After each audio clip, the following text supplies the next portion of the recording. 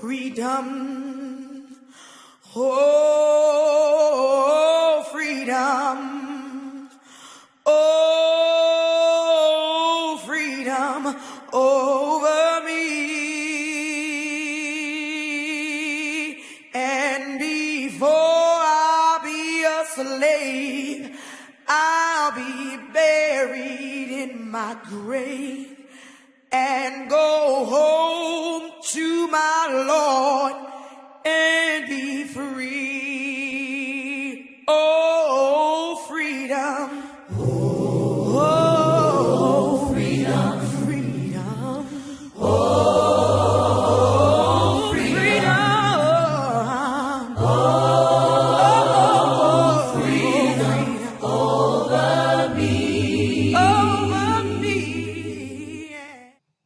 I want to welcome you to Carol Journey TV. I'm your host, Carolyn Smith Malone. And today we're going to continue our conversation with Rochelle to talk about the Underground Railroad. Hi, Carol. Hi, how you doing? Good, and you? Glad to have you back. Thank you. Yes, yes. Now, one of the things that I want to talk to you about now, because we're doing a continuation, I want to talk to you more about the revolution that went on in Canada. What more can you tell me about that, if anything? Which revolution? The big revolution when You talking about the War of 1812? yeah. The War of American Aggression? When they tried to annex us? Was that one? That's right. Yes. Yeah. So for the most part with that one, of course, we retained our own rights. So that's how we became British North America. We're still part of it. It was the Colored Corps who served during that time. So when the war broke out down here in Niagara, it was actually at Queenston Heights, and the Colored Corps joined forces with the First Nation, so Indigenous people or Native Indians, along with British soldiers. And that's how they were able to hold back British forces so that we could retain our country.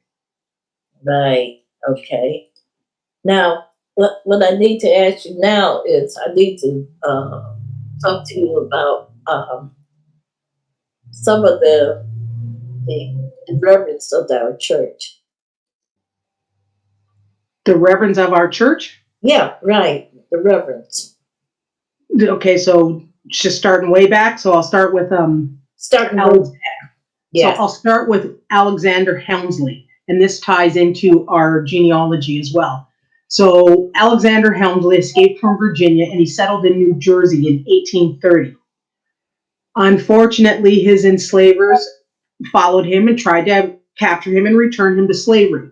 So that was a big fugitive slave case in 1830. And it was Judge Hornblower who presided over that case. He was eventually set free. So this is Alexander Helmsley. Then he moved to St. Catharines with his wife, who was free, and their children.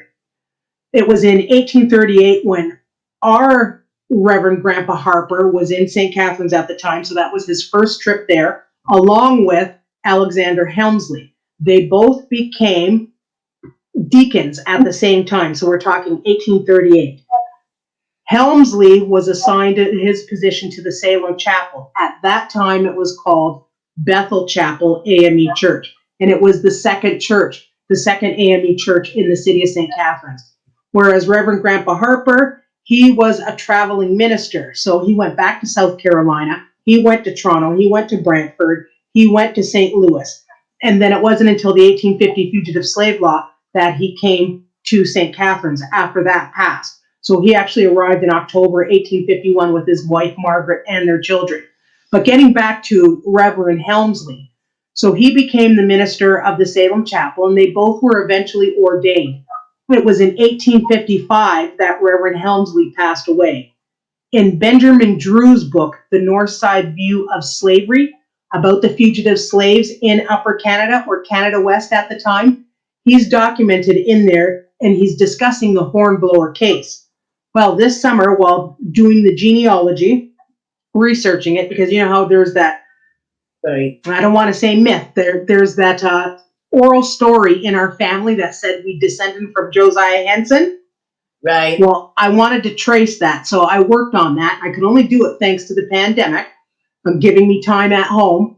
Well, it did not turn out to be Josiah Henson. And I had a couple of other experts. I don't consider myself an expert, but I had real experts weigh in on it just to check it.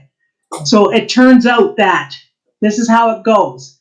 Alexander Hemsley's here in St. Catharines. He has two daughters. One's named Esther. The other one is named Amanda. Amanda married Deacon Dorsey in 1857. Okay, Then, that's Joyce came into the family. that's correct. And then they had their children. Right. Edith, who would be your grandmother's sister and my grandfather's sister, Right. married Joseph Dorsey, who was the son of Deacon Dorsey and Amanda Helmsley. So we're descendants of Alexander Helmsley as well. So it's incredible. Our family tree is incredible. Uh-huh. How all the branches go. Right. Yeah. Yeah. Well, one of the things that I was curious about is we had two sets of Dorseys in the family. At least I thought they were both part of our family. One was Dorsey and the other was Dorsey. Yes. Can you explain that to me? Well, I'm working on that with Brian Dorsey right now, so S-E-Y, D-O-R-S-E-Y, as well as Frank Dorsey, D-O-R-S-A-Y. And it's looking like right now, around 1890, there was a feud between the two brothers, which was the oral story that was always passed down to us, that it was true. So one became angry and just decided to change their name. But we still have to match that up, tighten it up a bit. Right. Okay. Yeah. Because that's one thing I was wondering about, because I remember when we went. You took me over to the Dorsey's house. Yes. After the reunion. Yeah. Right.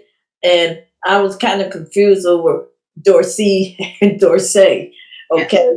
Yes. That's one of the things I was kind of confused about when we went over there and everything. And I have communicated occasionally with Doreen. Yes. Dorsey. I have communicated with her occasionally, and she also linked me up to her. I think it's her cousin that's in Washington, D.C. I'm not sure. Yeah, it's a cousin or something in Washington, D.C. She has a cable show down there. Okay, I'm not sure about that. Right. Yeah, well, I communicated with her for a while and everything. Nice. Because she has a cable show, and I was curious about linking up with her and having her take some of her shows and put it on my show and vice versa and everything. That would be great. Yes. Yeah. Okay, now the cemetery. Now you took me to a cemetery there in St. Catharines. I believe it's in St. Catharines or was outside of St. Catharines. All black cemetery, or was it mixed? I think it was all black. So then it was either in Niagara-on-the-Lake or Fort Erie. So Right. There's the Negro burial ground in in Niagara-on-the-Lake, and then the colored cemetery in Fort Erie. Right. Yes. Right. Well, I'm not sure which cemetery you took me to, but you had showed me some of the grave sites there. And I believe one of the grave sites you showed me was Anthony Burns. Okay, then that was Victoria Lawn Cemetery. Right. So in that cemetery, because it was constructed, or it opened in 1856, so in there is Harriet Tubman's sister-in-law, Harriet Ann Parker Stewart. She's Right. buried there, as well as her two nieces, Harriet Tubman's two nieces. The Dorseys are buried there. Of course, the Harpers are buried there. Right. You name it. The who's who for the Underground Railroad, the Freedom Seeker families are Right. buried there. Right. And that's I go in there as part of the tour because of Anthony Burns. He was so big. But we end up staying in that cemetery for at least 45 minutes to an hour. Okay. Let's talk about the freedom seekers. What can you tell Okay. me about them? Okay. Any questions other than the North Star movement? The North Star movement. So how it worked, and we all know this because it's well documented. No, very few white folks were helping our ancestors get out of the South. They did it on their own. Right. Trains were actually active after 1850 in some areas. So Tubman, for example, she would usually board a train, in Delaware, make it to Philadelphia, and then she would take the train all the way around the Suspension Bridge in Niagara Falls. So we don't know the record numbers of people that she actually guided. Historians today say that it was around 70, but her contemporaries when she lived said 300 or more. So we balance that out by saying we're thankful for what the historians or scholars uncovered, but we're not going to discount what her contemporaries said, because Harriet Tubman did not argue against that when she lived. Right. As for the numbers of freedom seekers who escaped, they would like to tell people that it was anywhere between 30 and 40,000 based on the census records. We don't say that here in St. Catharines. 100,000 or more. Wow. It would have to be. And then you have to look at those who were part of the miscegenation unions. So they already looked white. Some of them were able to pass because of the raping on the plantation. They could travel that way. Right. And, when you look at the documents of your own family, I can look at mine and you see that where it's listed mulatto, mulatto, mulatto. That makes me sick.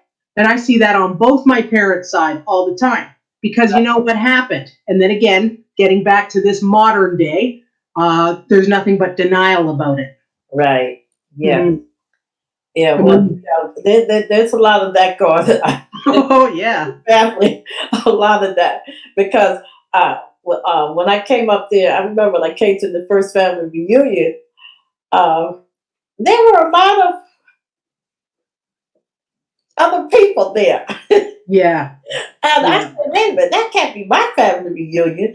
I know. There was a lot of white people there. I said, what the hell is this? I said, this is not my family reunion. Well, that's them today because now they have a choice. But I'm shifting this around because I see the glare coming off my window. That's them today because they have a choice. But back when our ancestors were enslaved, they have no choice. No choice. It was just white men going into the quarters and doing as they wished. Exactly. And the reason why I mention this is the church has a lot of school groups that come inside for tours, and a lot of them are from the U.S. And often we will find kids that are there, so they could be anywhere from 8th grade to the 12th grade, and they don't realize that Rosa Parks looks the way she looks because of the miscegenation or, the raping on the plantation. Right. You get a lot of Caribbean kids and white kids who think the same thing. And it's like, no, that's not how it went. This is why. Because they think older folks had a choice. They didn't know about all the laws that were in place where you couldn't have interracial marriages. So they assumed that it was okay, and how it is in Canada today, where interracial marriages are the norm. That's right. Okay, we're going to break for a few minutes and come back and have more of a discussion about the freedom seekers. Today, about 1 in 5 Americans is living with a disability. Over 50 million people, including many of our friends and neighbors, teachers and co-workers, heroes and leaders. 20 years ago, the Americans with Disabilities Act guaranteed every person the right to live, work, and participate fully in the American experience. We've come a long way since then, and we are committed to making even more progress in the years ahead. Visit disability.gov to see how you can help. I see you mobbing over her. Let's go. Let's mob. Let's crawl. Let's crawl. Let's crawl. Hey, yo, we mobbing. Come on, girl. Let's crawl. Hey, yo, let's crawl. Boom. Hey, yo, let's crawl. Boom. Hey, let's crawl. Hey, yo, let's crawl. Boom.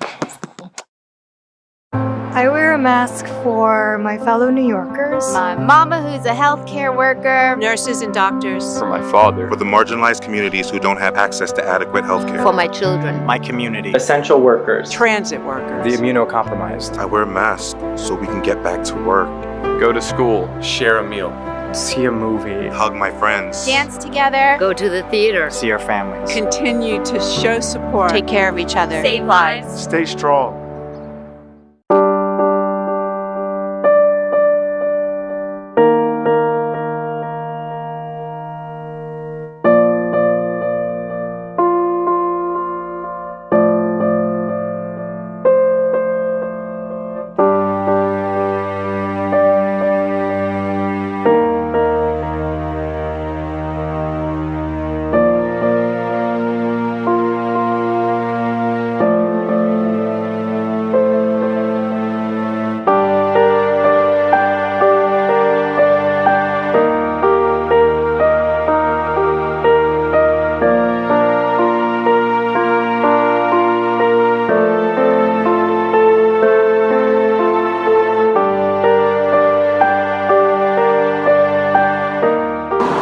Open up more housing that goes by our income. $197 a month won't pay the rent.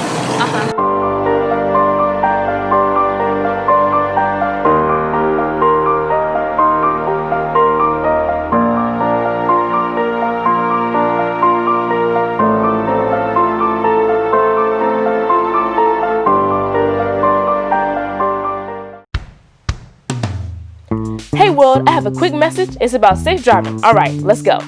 Anytime you're driving, have the seatbelt buckled tight. Both hands on the wheel and your phone out of sight. When not in your hand trying to text somebody back. Because if you do, your car might get smacked. The moral of the story, just put your phone down. The people on the road will stay safe and sound. Put your phone down, put your phone down. People on the road will stay safe and sound. Yeah.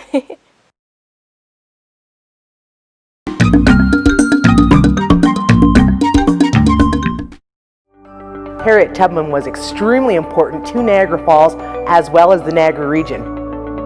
I'm Rochelle Bush, and I will be talking about Harriet Tubman and the Underground Railroad. There's only one documented account of her crossing the border into Canada, and that's at Niagara Falls, the old suspension bridge. Today we know it as the Whirlpool Bridge, but out of that account comes her admiration for Niagara Falls itself. Some of the highlights I'll share about Harriet Tubman, mainly for me, is her determination. She was a woman of strong will. She was the Moses of the Underground Railroad, and of course her last stop was here in Niagara. What fascinates me most about Harriet Tubman is how she gathered the courage to put it in her mindset that she was going to continue and rescue enslaved African Americans and set them free. The people that she guided into St. Catharines, the most heartfelt story, are her elderly parents. So old Ben and Rit, and she did that in 1857. She was extremely faith-based. So this is the church where she worshipped when she was a resident of St. Catharines. I hope people are inspired by Tubman's remarkable story and that they have an understanding that Canada was a gateway to freedom. I truly believe it's important for us to continue sharing our collective history because it's important to everybody in this great country. Welcome back to Carol Journey TV. Today's guest is Ms. Rochelle Bush. Hi, Rochelle. Hi, Carol. Okay, listen, we want to talk about your business because you're CEO of the Truman Tour Group. Tubman Tours Canada. Yeah, right, Tour Canada. What can you tell me about that? So with Tubman Tours Canada, it's actually it's the third step-on guide company I had. I started out doing this in 1996. Then SARS hit up here and, there was no tours. Then I opened Freedom Seeker Tours and I decided, you know what? I'm not paying enough of tribute to Harriet Tubman. So about 10 years ago, I designed the Harriet Tubman Tour, which focuses on her life here in St. Catharines and what she did in this area. So the first 4-hour tour is just about Tubman. It takes you to the church, the downtown core of St. Catharines, where we discuss all the mighty abolitionists that came through. Because again, St. Catharines was the final terminus, so the who's who in the Underground Railroad movement stopped by. Frederick Douglass, William Wells Brown, Jermaine Logan, and of course, the mighty John Brown. So, and we also go out to Anthony Burns' gravesite. So that's the first leg. If somebody wants to participate in the second leg, that would include Niagara-on-the-Lake wine country, and that's when we talk about the enslavers. So in the Tubman tour, we definitely talk about the Confederates who were here after 1862, and then if we move on to Niagara-on-the-Lake, we continue with the Confederates and the enslavers, the United Empire Loyalists, who fought against the colonialists in the U.S., and they brought their slaves with them. So enslaved African Americans who were actually living in Canada at that time. So we discussed that as well. And then all the way up to Queenston Heights, where we discussed the Colored Corps. And then I'm also a Niagara Parks Commission licensed guide and a Niagara ambassador. So we talk all about the fine features here, because Niagara Falls, of course, is a primary tourist attraction. Right. So I do that as well. Yeah. Well, how do people get in touch with you? Oh, they can go to my website at tubmantourscanada.com. They can fill out contact information there, or they can follow me on Facebook and connect with me that way too. So it's Tubman Tours Canada on Facebook. Okay. All right. That's very good. Now, thank you. Now, the other thing, we're talking about being a trustee of the church. And how can we get in touch with the church if we want to tour the church? Well, you can contact the church directly. You would go through the website at the church, and I man that too. So it would be, I would be handling that. So it's scbme@gmail.com. So you can contact the church directly that way, or you can just call the telephone number. Right. And you can find all that information on the webpage. Right. Now, is the church still going through renovations? Yes, it's the pandemic that has stopped us. So our GoFundMe page closed January 2020, but we are still accepting donations. So donations, not in the GoFundMe, donations can be mailed directly to the church. Right. Okay. Genealogy. Let me have a discussion with you on the genealogy. What sources did you use to get information? I generally use Ancestry as well as Family Search. So if I can't find it on Ancestry, I'll usually bounce over to Family Search and find the document there. But with Ancestry, I use the world site because I have too many relatives that are between Canada and the United States that I must subscribe to that if I want to do it accurately. Oh, okay then. Well, I want to thank you because you gave me an interesting view and a journey through our family reunion. And the thing I find so fascinating is the Harriet Tubman events and the celebrations that took place. Yes. And I do want to thank you very much. And I want to say goodbye. Well, thank you for having me on. It was a pleasure. Loved it. It was a pleasure having you on my show. I mean, it was. I learned so much about you, and I learned so much information that you had about the show. And the thing that really impressed me was my grandfather, my great-great-grandfather. I was very impressed with that because... Okay. I want to ask you, who's the great-great-grandfather? Who's at the top of our tree? Charles. No. Reverend Grandpa Harper, the minister. Oh, the minister. Charles' father. Okay. Charles' father. Yes. Reverend Grandpa Harper. Through the Underground Railroad, right? Actually, no. No, he did not. So that was one of the disappointments that I discovered. So always told that He was part of the Underground Railroad. No, he was a black abolitionist, that's for sure. Right. But he was a free black in South Carolina. So it broke my heart to find that. But what I was happy about was at least he had money. He had his own business. He was a carpenter and he made money. So it was after the 1850 Fugitive Slave Law, because of that act, they decided to move to Canada. And he was already familiar with it. The rest of them in our branch are freedom seekers. So they were fugitives and came by way of the Underground Railroad. But he was a big AME minister here in Canada. And when we separated from being African Methodist Episcopal churches in 1856, if you go to Bishop Handy's online, so under Internet Archives, you can see where Reverend Grandpa Harper was one of the signing authorities that separated us from the AME so we could become BME. Yes. So British Methodist Episcopal Church. And that was because nobody would go back to the U.S. for conference. Not under the 1850 Fugitive Slave Act. They could be apprehended if they were free black, born in the North, or born in Canada, and they could be sold off into slavery for the first time in their lives. Nobody was crossing the bridge. Yeah, so he was a powerful man. I can't hear you. Coming over there to try to grab up the slaves and bring them back into the States. We did have that happening.